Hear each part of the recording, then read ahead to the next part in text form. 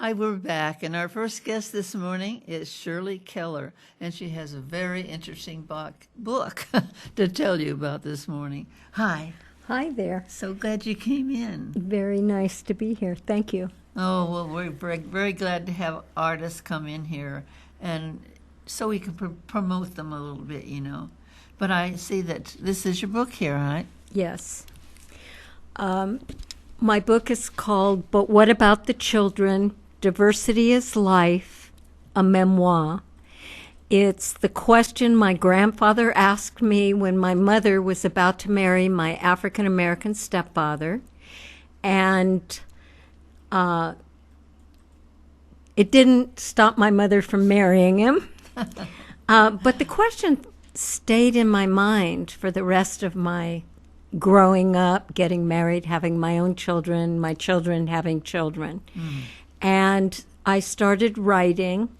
At one point, I was widowed, alone, not really much money, enough to pay for my life, but no entertainment money. Got a pen, a journal, and I started writing. And through doing that every day, these stories emerged. And I realized somewhere along the line it became a book. And it has been the answer to my grandfather's question, what did happen to the children? That is really interesting because they're the future. Mm-hmm. They are, and if they start out good, they'll probably stay good as they go along. That's been my experience. Yes. Well, okay. This is so. Diversity is Life, a memoir. Well, it's interesting that it started as a memoir. It is. In my family, my parents divorced when I was 10. My birth father married a Japanese-American woman. Mm-hmm. My mother, like I say, married an African-American man. My sister married a Pakistani/India Muslim. Mm-hmm. Stepsister is Catholic. Adopted brother. Adopted stepdaughter. So we have this the stepdaughter came, her mother came from El Salvador. Mm-hmm.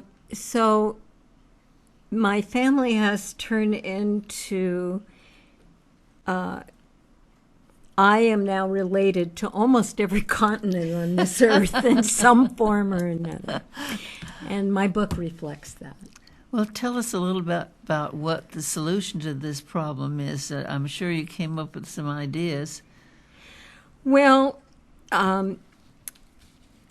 there were struggles aplenty with all the interracial, interreligious family being grown up in a society that was started in segregation, anti-religions. We change which religion isn't good over time.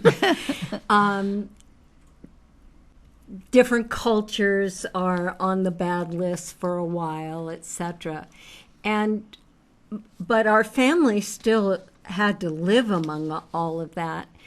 And when I got the proof copy of the book and had to read it cover to cover to find all the mistakes, which I didn't do, and my friends have since pointed them out and that helped me with that. That happened to me too. So. But luckily, Amazon lets us go in there and correct whenever we want. But anyway,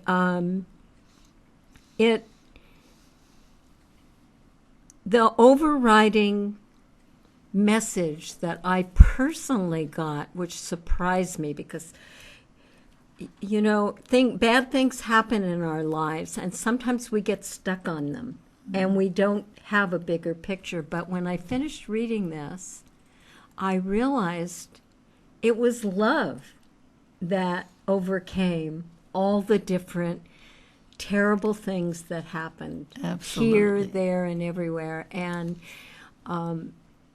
it was a new way at looking at my family life. So, Well, it is. It's amazing how things are changing, how people are realizing that this color of your skin or where you come from doesn't make a difference at all. It's like It adds quality to our life. Right, and the love is most important, because children, as long as they're loved, they don't really care about what's happening in your life. As long as you're there and you're taking care of them and loving them. So they aren't born prejudiced. They're born full of love. Well, I'll just tell you one quick snippet of the book. Good. My grandfather disowned my mother when she did marry my stepfather, so that part of our family disappeared out of our life. And 7 years went by, and I didn't realize at the time that my mother knew she might have to give up her parents, and that's why making the decision to marry my stepfather was really hard for her. So 7 years go by, my grandfather gets very sick, and he needs money to pay the hospital bill, and my stepfather pulls out a check of overtime work, and he hands it to my mother, and he said, "Give it to him and pay that hospital bill."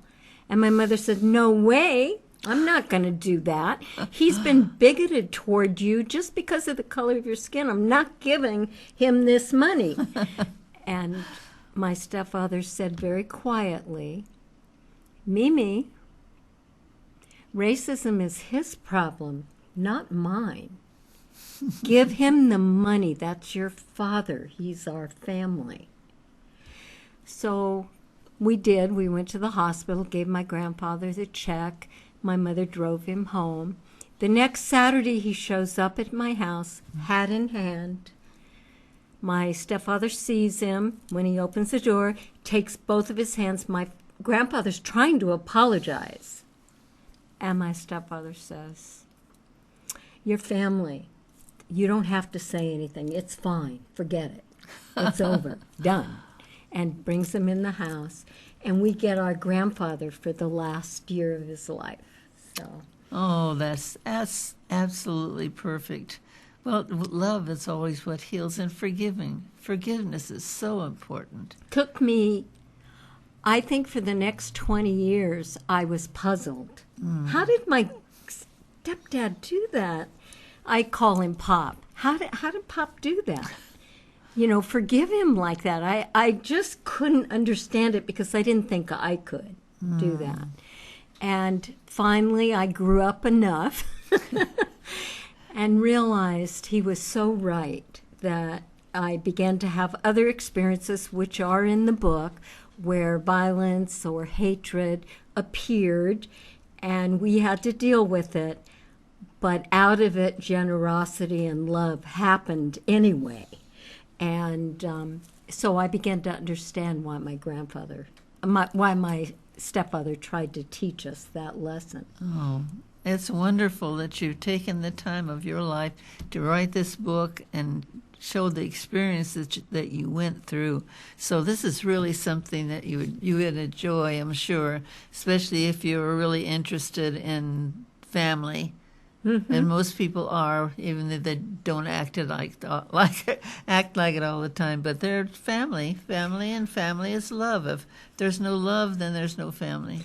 You can get the book on Amazon in paperback and on Kindle.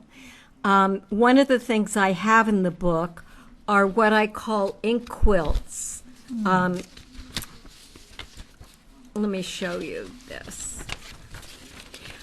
They are patch. I don't like working with cloth, and they are patches. I don't know if you can see them. They are patches of each illustrating each story, and the one on that shows multiple. From far away, they look like a quilt. The other one is one of the patches. I call that one slavery. The slavery ink quilt, because my first husband's grandmother was actually born a slave, and her first thing she said to me was I remember the day slavery ended. I was 5 years old. I was 18 at the time, and it just shocked me that standing in front of me was this little tiny weazened woman, old woman who was in her 90s at that point. She lived till she was about 104. She was somebody's property and could be treated in any cruel way her owner wanted to.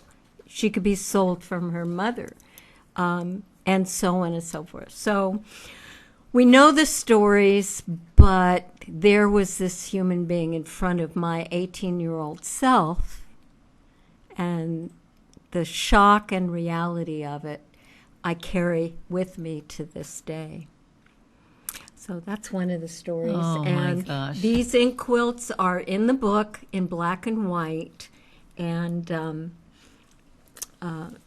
plus family photos. And Oh, good. I love to see photos in a book. It really helps. Thank you so much for coming in. Thank you, Carol. This is really a book that's really important. I haven't seen one come out with the exact thing as you did. I haven't seen that. This is very original and very important. So thank you so much. Thank you for having me. And please come back again. If I will. I'm also an artist, so I'd love to talk to you about bring my your art. art. That'll be wonderful. Okay. So thank you so much, Shirley. Thank you, and come back again. Okay. We'll be right back.